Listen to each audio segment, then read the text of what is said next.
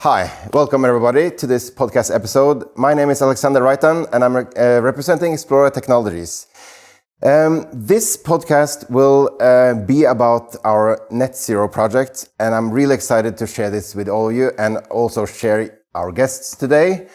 Xplora has this vision of teaching kids the value of being physically active and give them also an introduction to the technology world, and also learn how technology can support them in understanding that physical activity is really, really important for our planet, both in terms of sustainability, but also in terms of public health. This platform that Xplora has created that incentivizes kids to be more physically active, we have long been planning to take this activity platform and to use it for something more. And some months ago, almost a year, we were connected to the Sustainability Center here in Trondheim, Norway, and we learned about the work of United Cities. And through that connection, we are now connected to a very interesting project called Net Zero in 12 months. And the goal is to actually to turn a whole city or a whole municipality in Lebanon to turn from having a real big energy deficit to an energy surplus and make the region to thrive and to grow again. With me here today, I have some very special guests. I have representatives from our sponsor, our partner, Collectia. I will give them time to introduce themselves. And we also have Kristian from the United Cities, one of the founders, who will explain what is United Cities and more details about the project that we are involved in. So let's go, guys. Sebastian from Collectia, could you just start off by sharing who is Collectia and why are you interested in this project? Yeah. I'm Sebastian from Collectia. I'm the group marketing manager at Collectia, where I support all our marketing activities in the north. We are actually an IT company who specializes in debt collection and credit information solutions. At Collectia, we are currently undergoing a green development, we're on a green journey, trying to be more sustainable and having a green mindset. It starts at our local offices, where we are trying to minimize our CO2 footprint. As a collection company, we have two main goals. One is to, of course, collect debts and help companies in Denmark and the markets that we operate to get payments for their services and their goods. And secondly, and most importantly, is to help people get out of the debts in a good and respectful way. And that is also aligned with our view on sustainability and trying to help the world around us. You know, when we first started to talk, we were in Xplora. We were so happy that Collectia saw the bigger picture with us. The story that we want to tell the world, explain about this project, because we are making we're making history here. And we will come back to the details about this project. But before we go into the project itself and look into the details, Kristian, you are a co-founder in United Cities. Tell us, what is United Cities and how are we involved with you guys? Why did you want us to be involved with you guys? I mean, obviously the answer is because you are a great company and a great set of people. But more seriously, you're appropriately seated now next to what I would say is the most important SDG, or the Sustainable Development Goal, collaboration for the goals. And United Cities is technically an organization, not for profit, international, headquartered in Vienna with operations all over the world. So we are working across right now more than 20 countries, close to 400 cities internationally. And we're working closely with the United Nations with a specific emphasis on cities and local communities.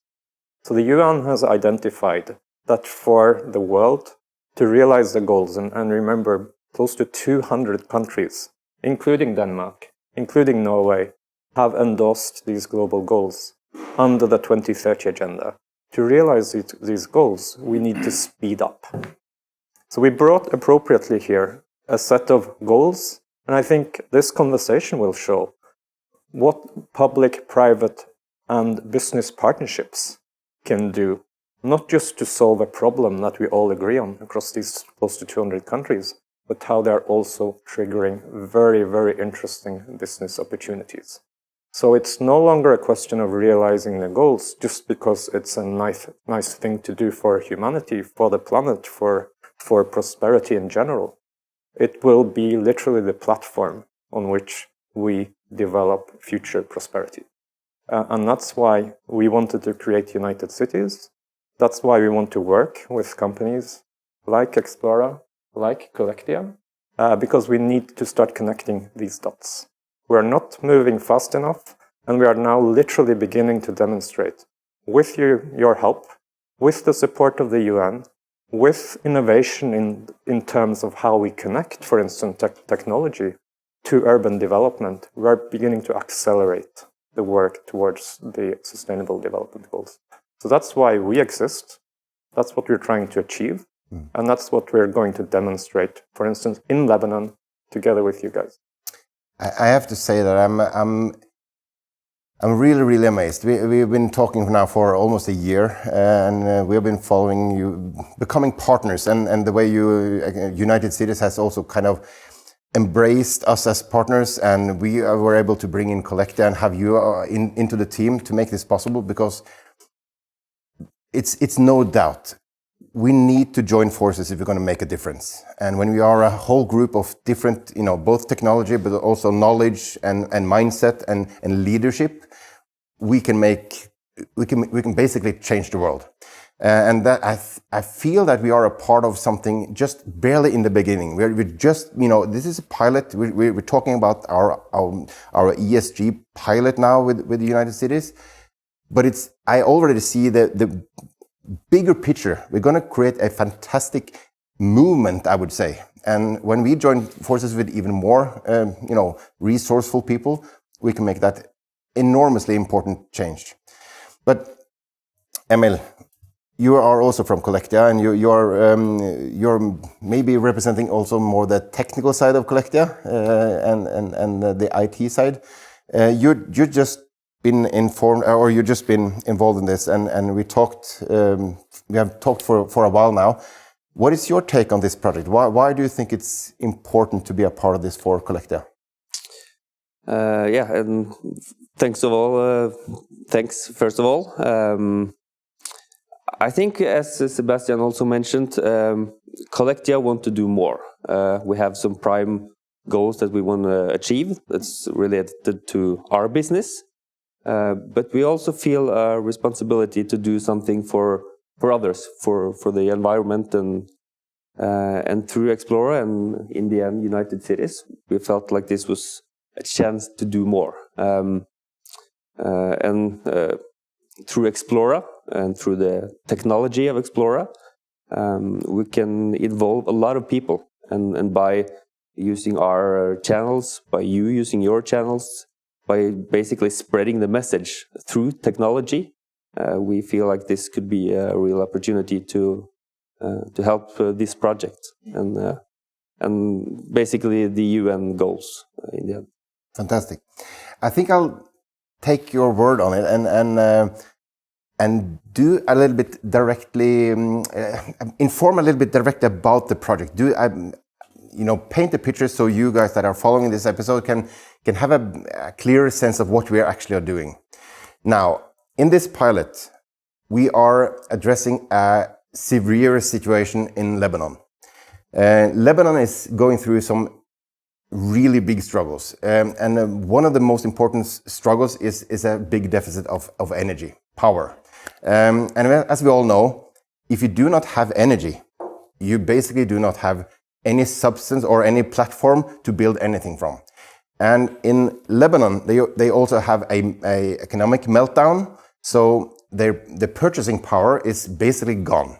So if you combine no electricity, of course, touching upon lives for everyone, if you don't have energy, you have to plan to take a shower to make food. But it also, of course, affected everything up until building a business or creating prosperity. So having a lack of energy is basically coloring the whole life for the whole people. And combining that with a meltdown in the economy, so that the purchasing power is just gone, that of course makes a huge social problem for the whole country, for the people, but also for the region connected to this country. And that basically makes this an international responsibility, and that's why we really want to do this. So just to give you a clear picture of what we are doing, we want to fix the energy problem. And we're not only fixing the energy problem, but we need to do it in a sustainable way. So the project with United Cities is that we are building solar panel parks so we can supply the people of Lebanon or these pilot cities with enough sustainable green energy, affordable energy.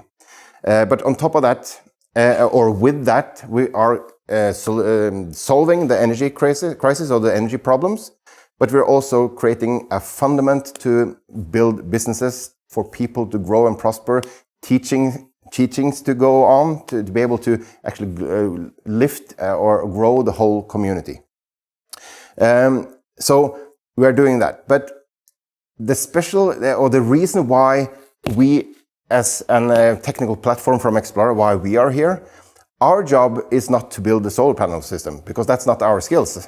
But what we want to do is to involve people. Because if we're going to make a real change, we do have strong beliefs or strong opinions of involving people. And Kristian, why is the, involving people? Because I'll just jump to that as well. We are planning to use our social activity platform in Xplora to invite people from all over the world to be part of an activity platform.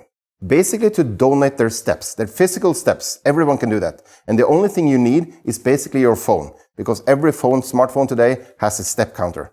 We have a platform that collects all these steps, and these steps, together with other partners through the United Cities, we will actually fund the building of these solar panel systems. So people from all over the world, by being a part of it, active, they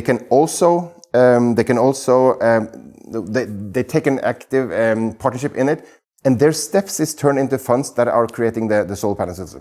So by having the new energy source, we're not only solving the local problem in Lebanon, but we're also educating a huge population in the world.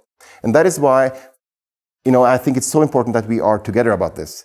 Because when Collectia can bring in all their employees can share this with all their friends and family on social media, we can create a movement.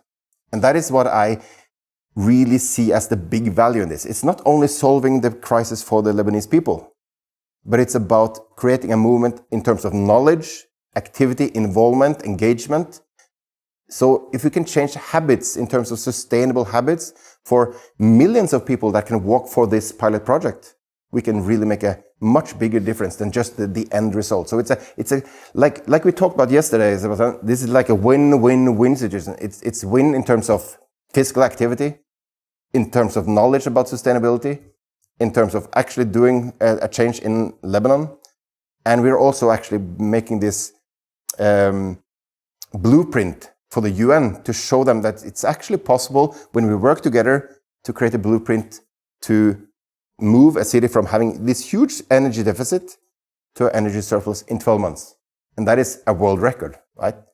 So I think it's so fantastic that we are a part of this together. So how if I'm going to ask you, Sebastian, when you talk to all your employees and engaging, what values, what positive sides do you see for, internally inside the company when everyone involved, every employee in the company, when they get involved or invited to be part of this physical activity, what other values can you see for the company? Can you see anything else? First of all, we are very excited to be a part of the project, and we will we are looking forward to validating the effect of the projects.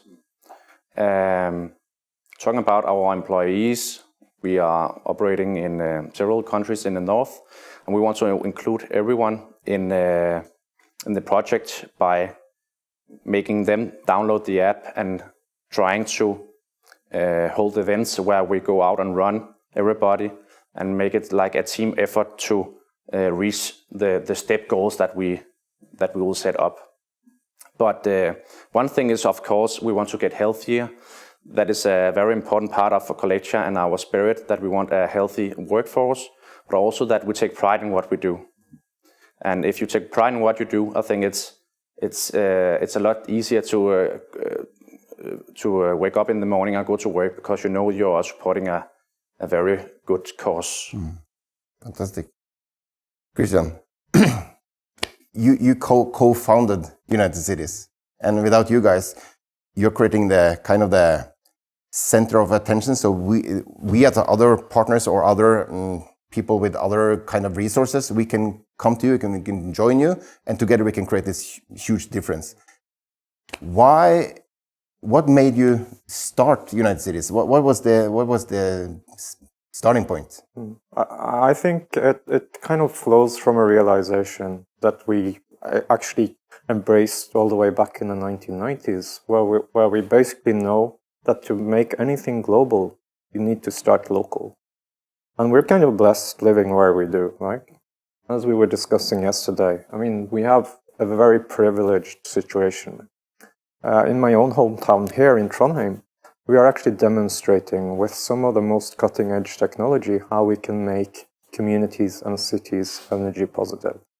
Again, without bringing these types of ambitions and solutions and ideas to a global market, we will not serve the interests of the Sustainable Development Goals, the 2030 Agenda, climate change, and everything else that we're talking about. It's literally a kind of a practical interest in how you can begin to basically explore how to translate and share some of the results, some of the solutions, some of the resources.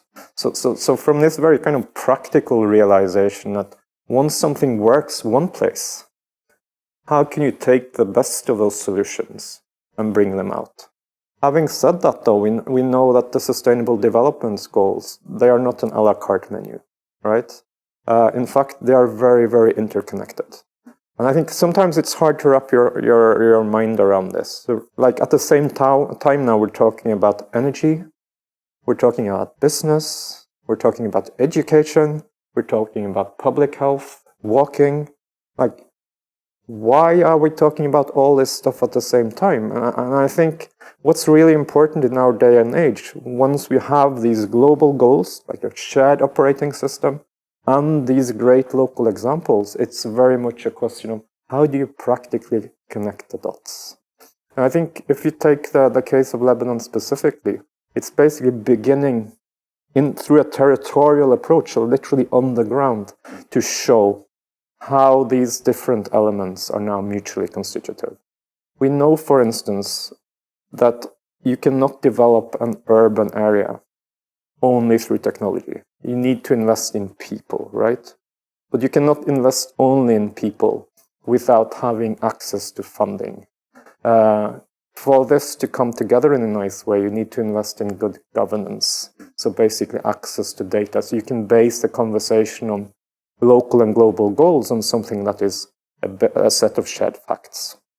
So for me, it's really about this coming together in a situation where a lot of things are interconnected, where we all represent both parts of the problem, but also parts of the solution, and no one really on their own defines or can resolve this global set of goals.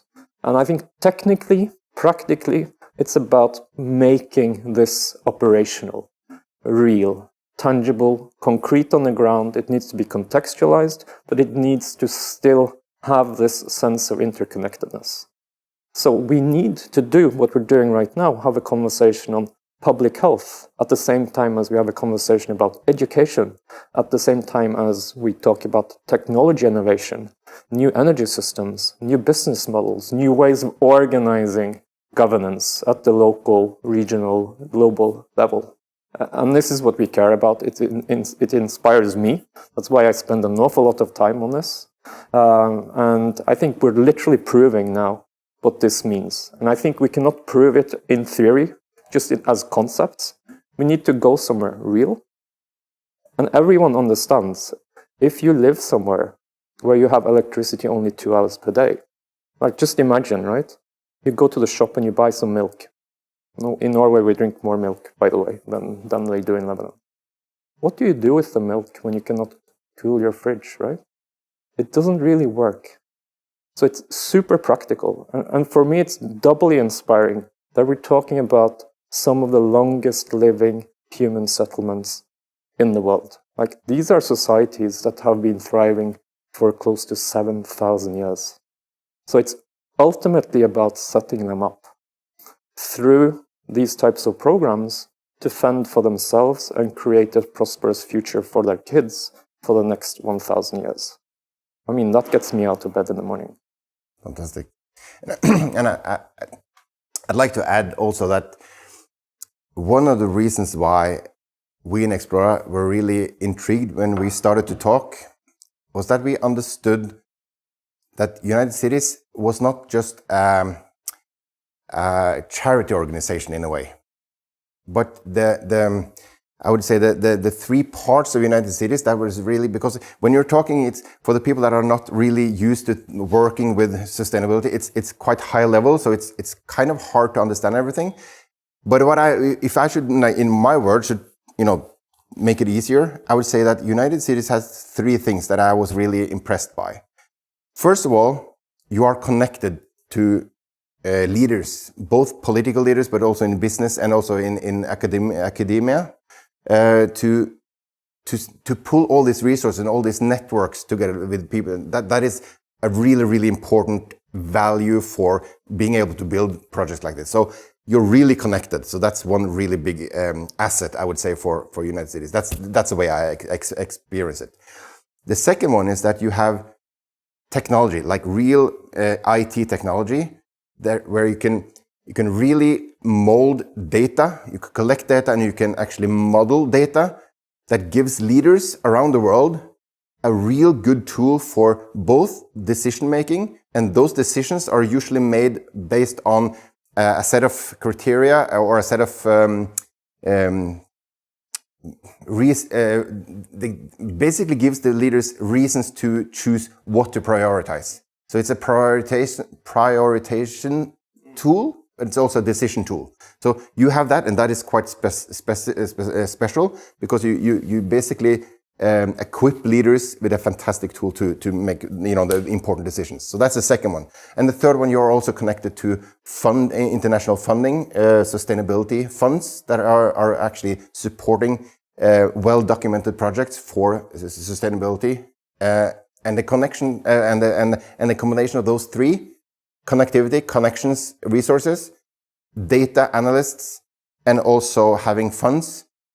That makes it really interesting for us as a commercial partner, putting our resources, our technology into the system and offering that to the system and support your project, because I really see that we can make a difference together. And if this makes sense for anyone out there listening to us talking now, if they see the value that, these guys, they have something going. This is something that actually going to make a difference in the world.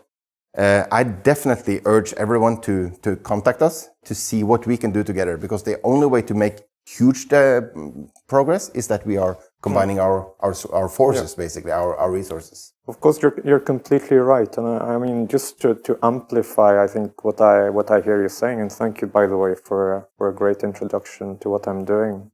I always appreciate your summaries because they're more or less better than mine. We saw a few things when we started this work, because it's very easy to just reduce this to like a one-dimensional thing, right? But there were a few things that were missing. So all the while, people are talking about climate change. That's like, first of all, it's one goal out of 17, right? It's super important, and it's actually more important in the short term than a few of the other goals. But you still have this interconnectivity. And part of the reason why we are not making the types of progress we need is we kind of forgot people, right? Because in the end, climate and everything else is kind of a sum total of our collective behaviors as consumers, as citizens, basically. The other thing we kind of missed out on was, how do you explain why this is worthwhile? Not just kind of as a pink elephant in the sky or a dream that someday might come true if you feel good inside. It also makes financial sense. So connecting solutions that we know work, because we have them. I mean, we have the technology. It's out there, it's proven. We have lots of examples. You might not know about all of them, but they're there. Informing, like you're saying, people, how does this literally translate into opportunities in your everyday life, right? It's not about just solving general problems. It's like funding for your own future at a very, very practical level. And once you bring these together, supported by a global operating system, such as the Sustainable Development Goal, this creates probably one of the most important business opportunities of our lifetime. And it's the coming together of these things that makes this so powerful. And it's, I mean, whether you do this because you care about climate change or you care about making money, honestly, I'm not that fussed, you know. I love people who try to make money. It's what drives the world. The point of the Sustainable Development Goals 2030 agenda is you need to have all these three connected. It's about people, it's about prosperity, and it's about planet. That's ultimately what the goals are. And this new accounting system needs a language, the Sustainable Development Goals, and it needs very practical ways of connecting the dots. And that's what I want to demonstrate and what we are demonstrating with you guys now at scale in a country where it's abundantly clear for everyone that the light is not on, right? The power People is are gone. literally sitting in the dark.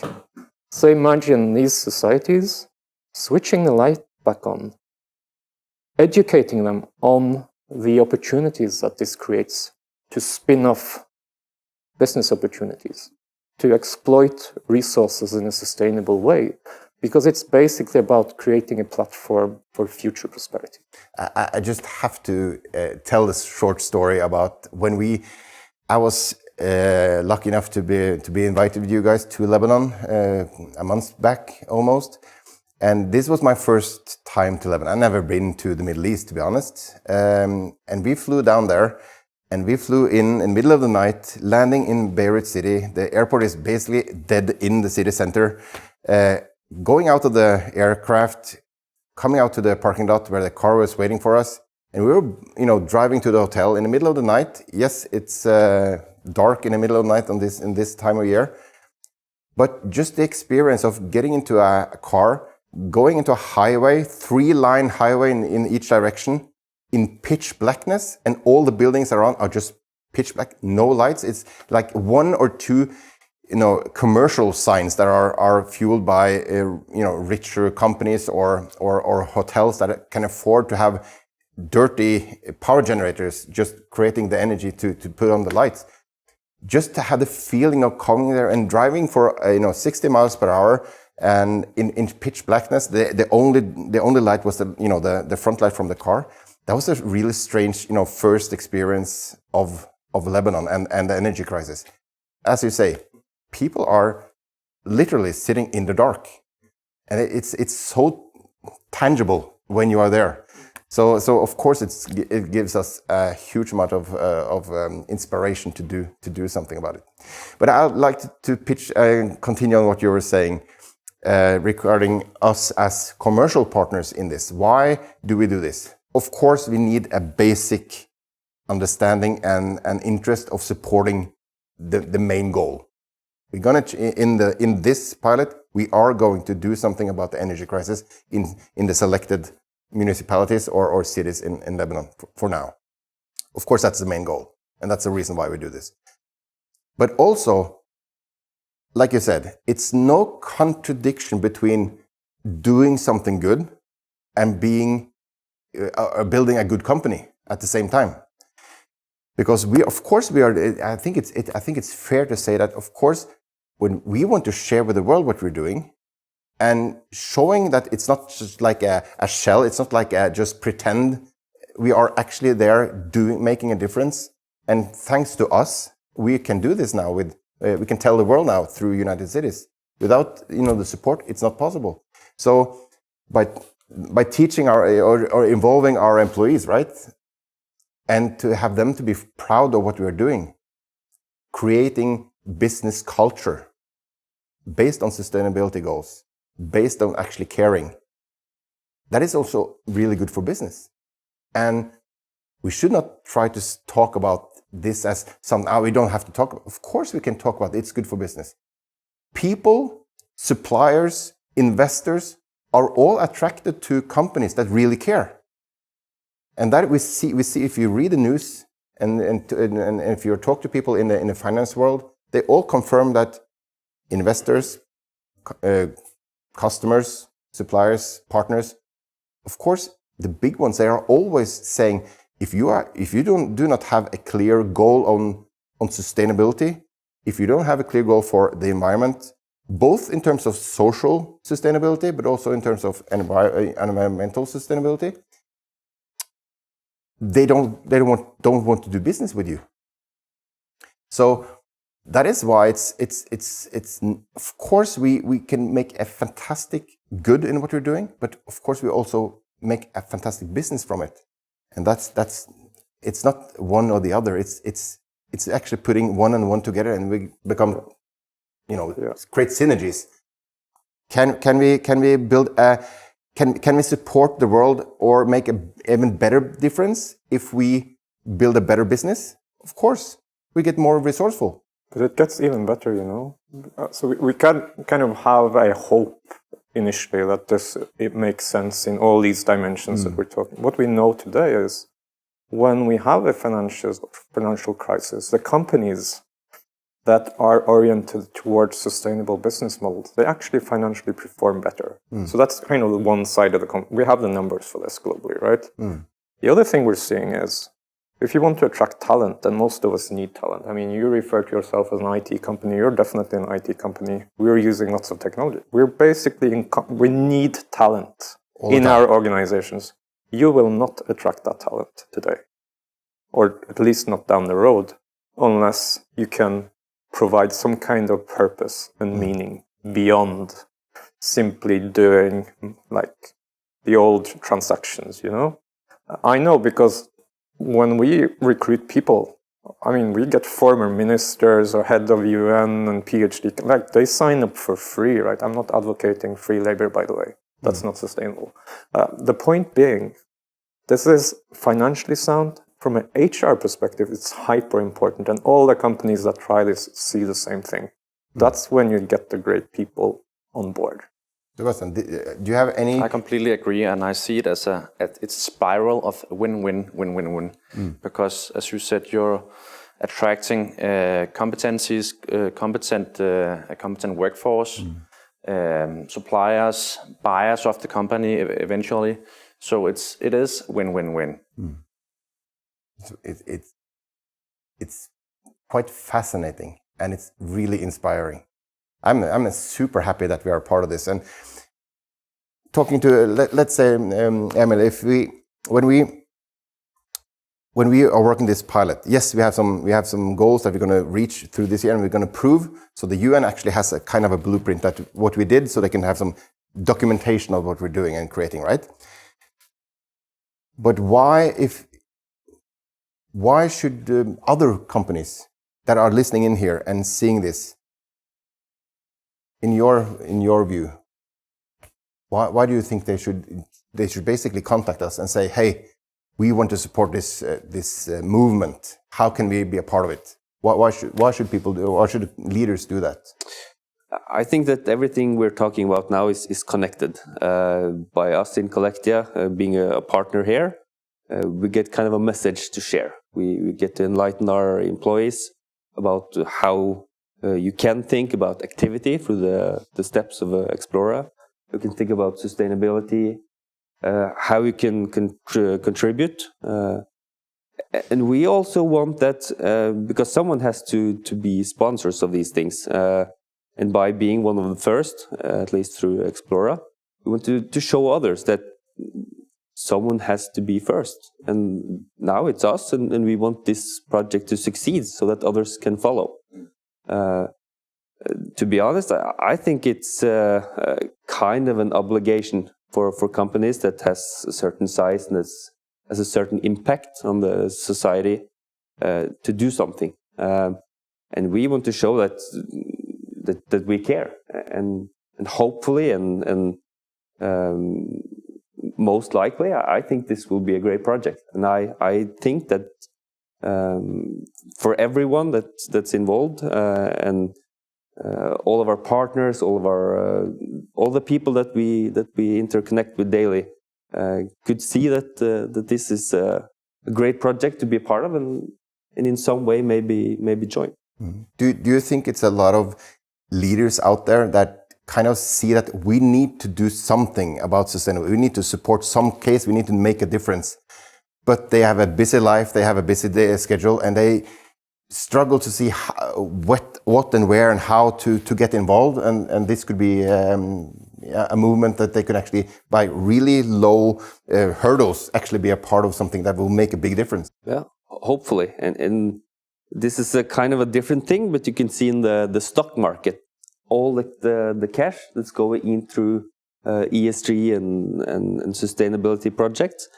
Not all of those projects and companies are great businesses, but this is something that's a little more touchable, and hopefully this could be something that others can follow.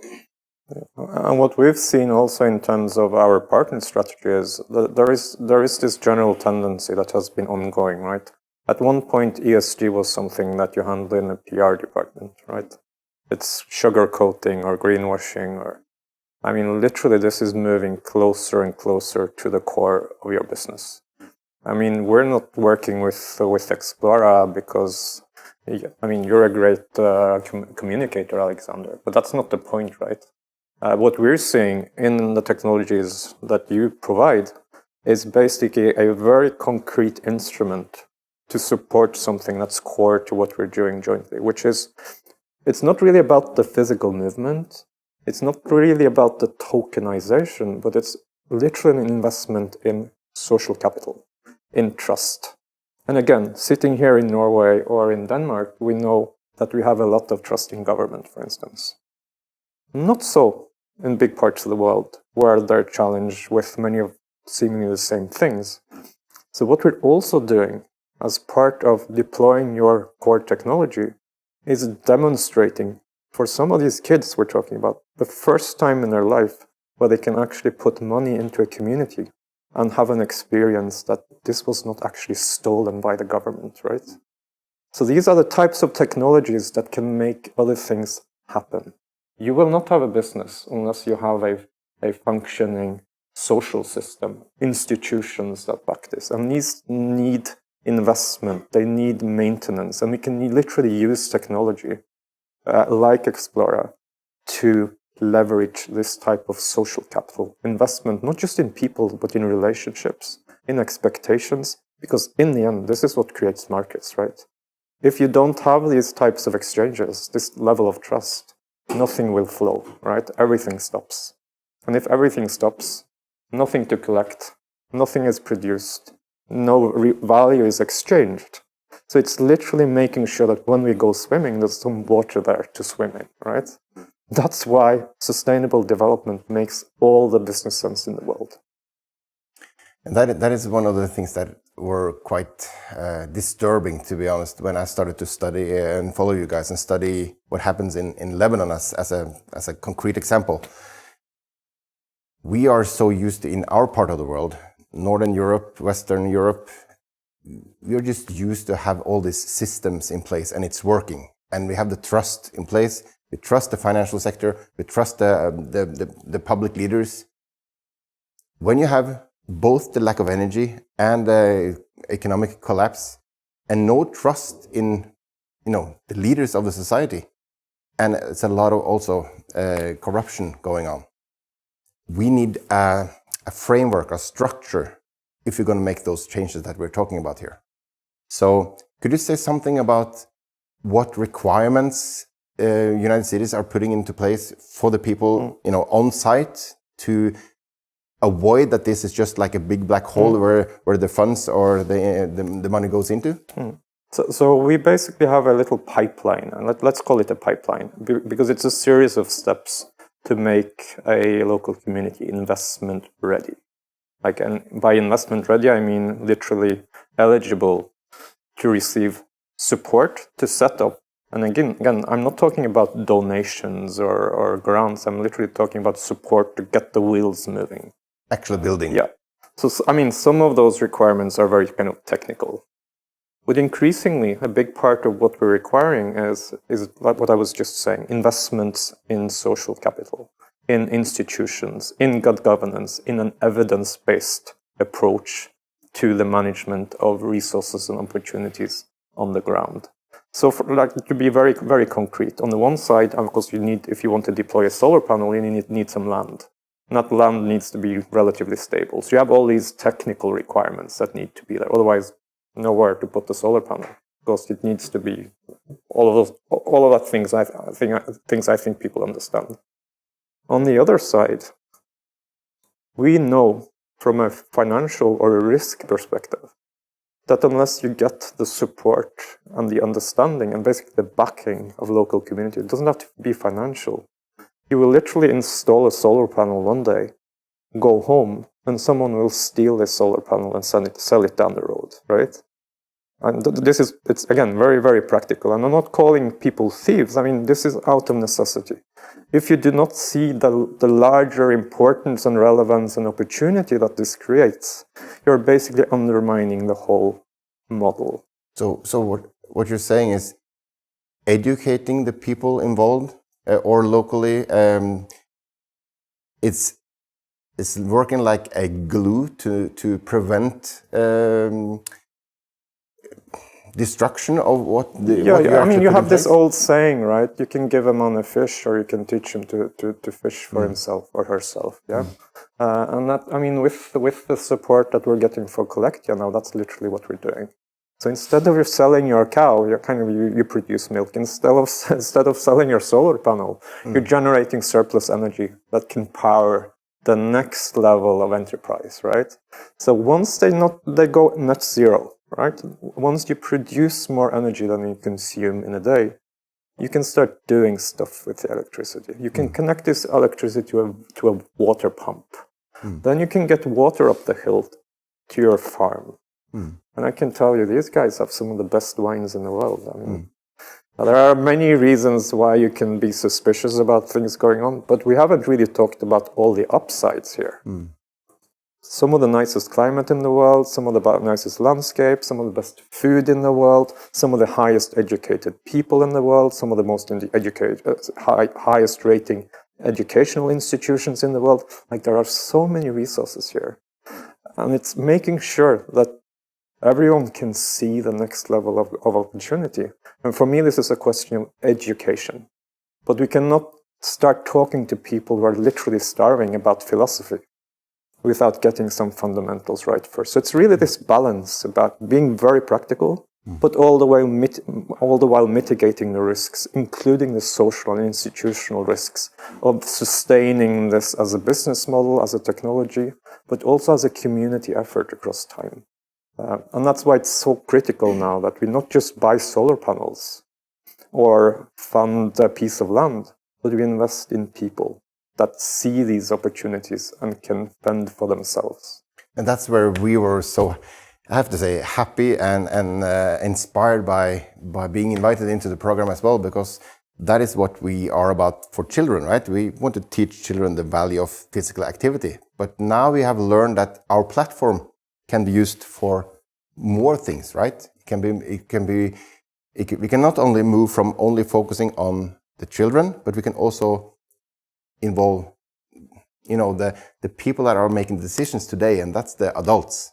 So if we can create this activity where steps is turned into funds, but along that way, we also put in educational content.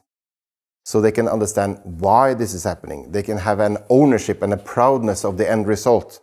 And that's why what you're saying, right? That we are the system and the gamification of the process and the learning process, the unified learning process from people basically all over the world, not only people at site, right, in Lebanon, but everyone that we can engage in this system, they will learn about sustainability and why we're doing this. So when the solar panel farm actually is produced and built and on site working, the people have a sense of ownership to it instead of thinking it like it's someone else's and I can rip them off to make my short profit.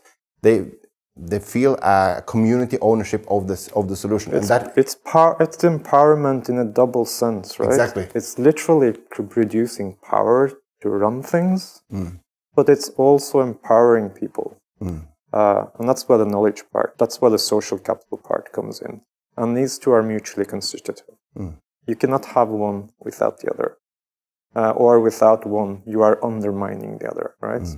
So it's investments in technology, it's investment in people, but it's ultimately the coming together. And beyond trust, it's really about empowerment. If we went in today, and we could easily do this, right? Because we're not talking about huge amounts of money to make these energy systems viable.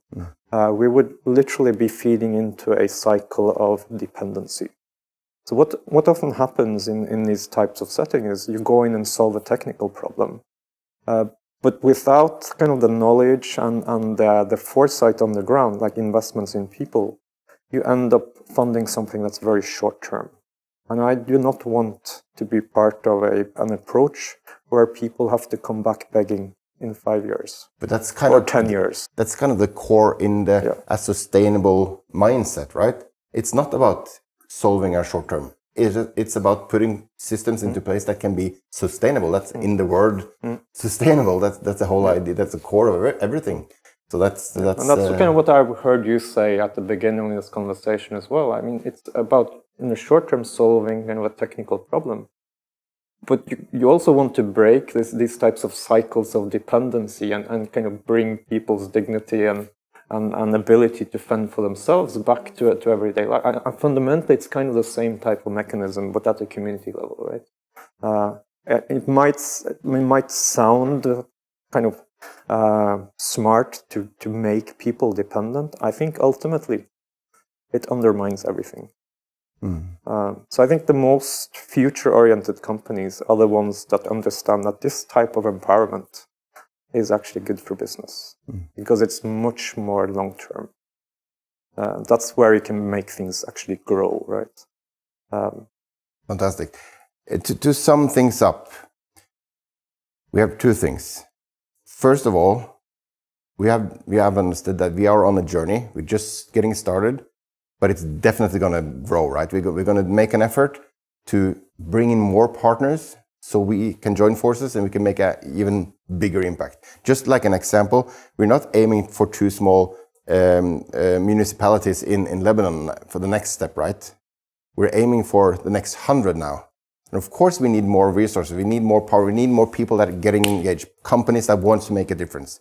So I'd like to say that of course, somewhere around this video podcast, people will find a link to be able to connect with us so they can get more information and see if they want to get involved. So first of all, we of course want everyone that are interested, make contact so we can talk and we can see what we can do together. The other thing is important for people caring about this issue to share this message, right? So everyone that's listening in should share, right? So that's I guess the other short, to do. Call to action right now, share this message to anyone they know, right? If they care about this, what we are doing.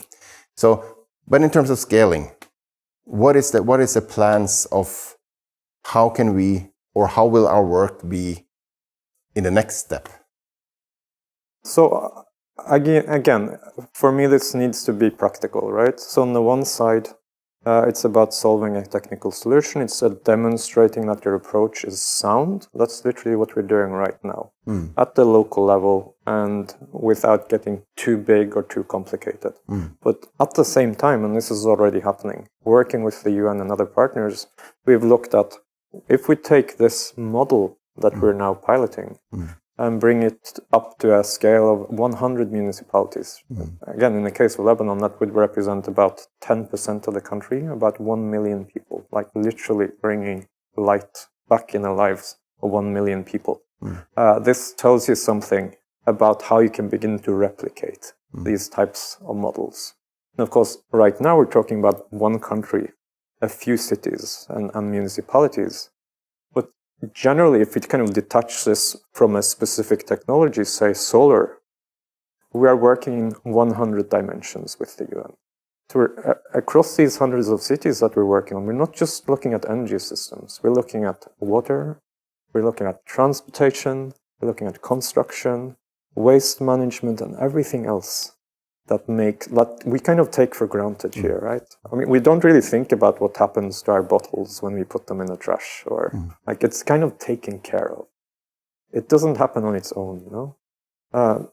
So these types of models are important in this concrete context for energy systems. But as a model, like a holistic approach, it has potential far beyond Lebanon and far beyond energy. And I think that's an important message to take away. So if you're listening to this, don't only think about this in terms of solar panels. It's much, much bigger. And I gave some numbers at the beginning. We know the UN has identified 10,000 cities globally. So even from a market lens, it's huge. We know the Norwegian government's own numbers on this is that the annual finance gap, which says something about the market opportunity, is about $3 trillion a year in this last decade of action. So on the one side, we have a certain number of cities. We have 100 dimensions we're working on. We know something about the investment needs. It's conservatively estimated that this will give a return, and this is conservatively, of about 10x, right? So investing these 3 trillion a year, which is fairly cheap in like the big scheme of things, will probably bring back 30 trillion or more, right? So it's also hyper interesting in terms of creating business opportunities.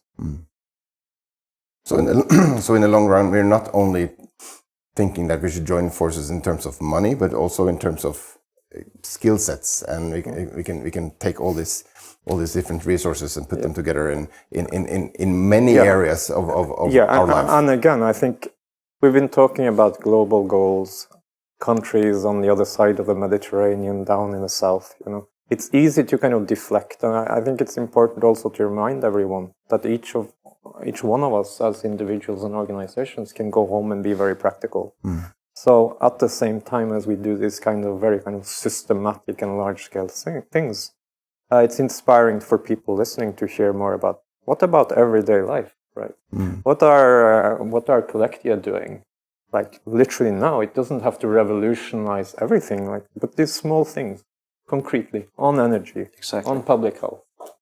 So what are you engaged in other projects as well as our partnership? We're doing several things, and I think that you start locally with your business. Starting small is always the easiest way to get going with the green, journey of the company.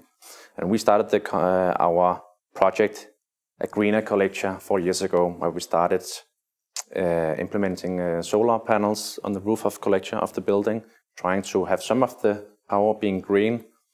Then we went into trying to reduce the amount of paper that we use in the production of the company, and also on site, doing everything more digital instead. And then we're also trying to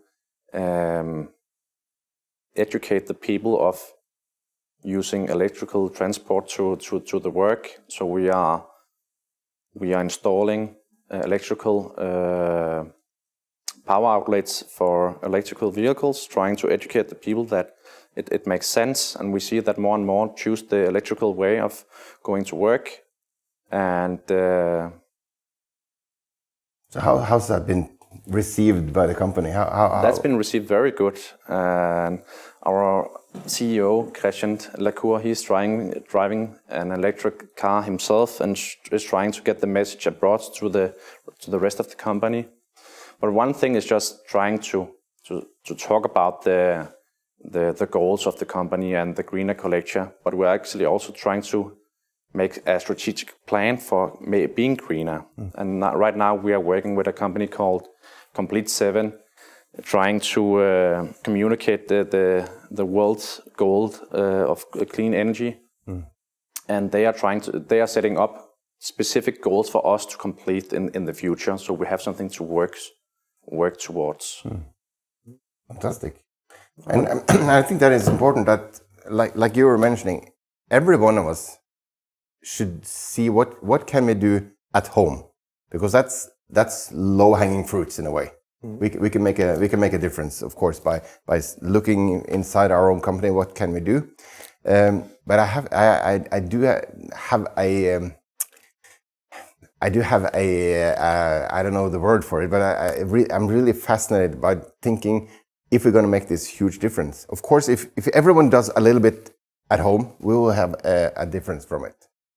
But if we are also thinking that we can involve customers, partners, and also inspire them to, be more physical or more active in what they're doing in their home, of course, it will be a massive difference. But it can be super small things, and it's just some of those things, right? We were talking about skiing yesterday, and I think I asked you the question, do you buy your skis? No, he said, when I go skiing, I rent skis. For me, there's a language for this. It's called circular economy, right? For me, Collectia could easily be a sharing community. Just take something stupid. I don't know if it makes sense for you to do this, but I'm sure you have a lot of employees that buy stuff. They probably have kids, right? It could be sports equipment. It could be clothes. Why not get together every 6 months? Bring the stuff that your kids have grown out of, put it on a table and say, can this serve the needs of one of my colleagues? You're doing something nice for the planet. You're saving your own money. And you're creating something nice in terms of an investment in a social community. That's a triple bottom line already. It doesn't take a lot of resource. And every company could do this. And it makes all the sense in the world, right? Completely agree. It's the small things we're also working on.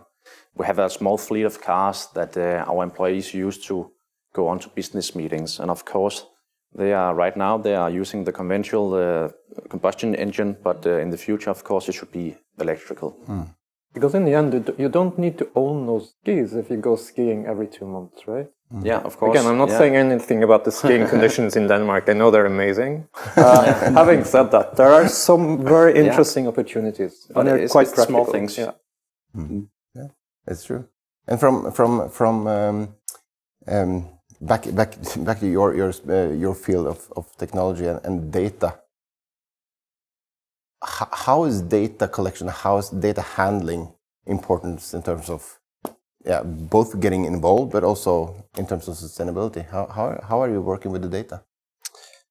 I think that for us, one of the key things about the whole project in Lebanon is the way that you can use data to project outcomes and to a pretty high degree of certainties by what I've been told and the information that we have, that you can kind of simulate. If we do this, you can have this impact. By doing this, you can have this impact. And back to the way that we in Collectia use data, we use data through, I guess, the last 10 years of doing business. We have acquired knowledge through the data on basically how to help people get out of debt the easiest way. Because we know that, for example, to get in touch with this and this customer, by using data points and other experience, we know how to connect with them. This is kind of similar, but also not. But it's using data and using it to predict, using it to a pretty good degree of certainty, and that's obviously a great validation of a project like this to have this kind of data. I want to add to your point. We're using the data to construct dynamic workflows. So let's let's imagine that a person owes us money or our creditor money. And then we will try to get in touch with that person. And you can do that in many different ways. There's a lot of different communication channels. One of them being letters, and that is paper that coming from trees, of course. Then we have SMSs, telephone calls, and online, platforms and stuff like that. And we see that challenging the traditional way of getting in touch with the debtor, we can optimize the flow, do it more digital, and by that reducing the CO2 levels without compromising the effectiveness of our collection flows. So instead of sending out the letter first, we will start with the SMSs and calls and the online platforms. I think when I'm listening to these kinds of examples, like you have lots of small examples, like solar on the roof, people going electric, encouraging people to walk, encouraging people to share, reducing waste through digital means. I think a lot of the companies that we work with, before they can run, they need to start walking, Yeah, exactly. And the first type of exercise would be acknowledge what's already happening, and that's great. Whether it's SDG 7, whether it's SDG 13 on climate change, whether it's conducive to business, SDG 8, which is even a goal in itself.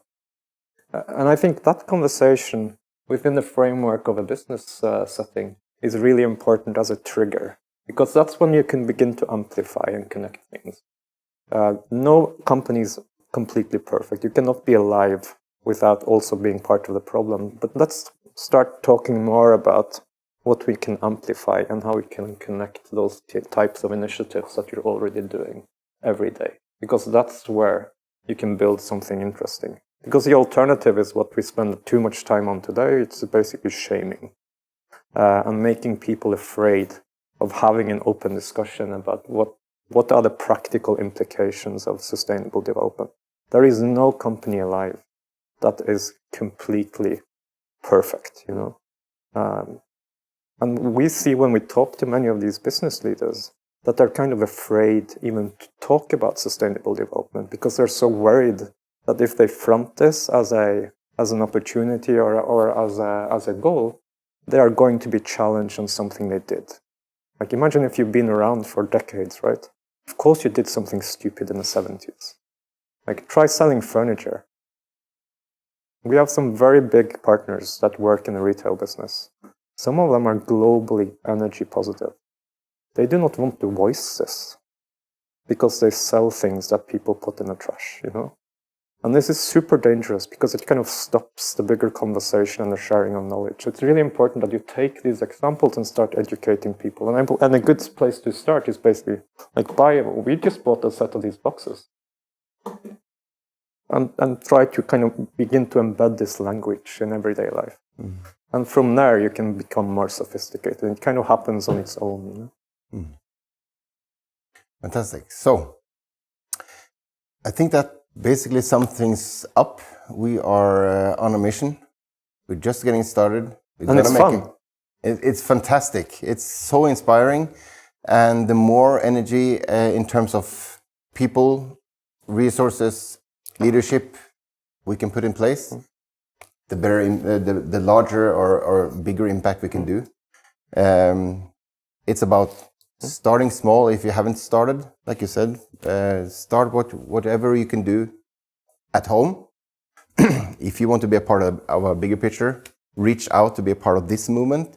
Our goal is to make a brand, so everyone that has a net zero interest or engagement or want to be a part of a net zero movement, they can.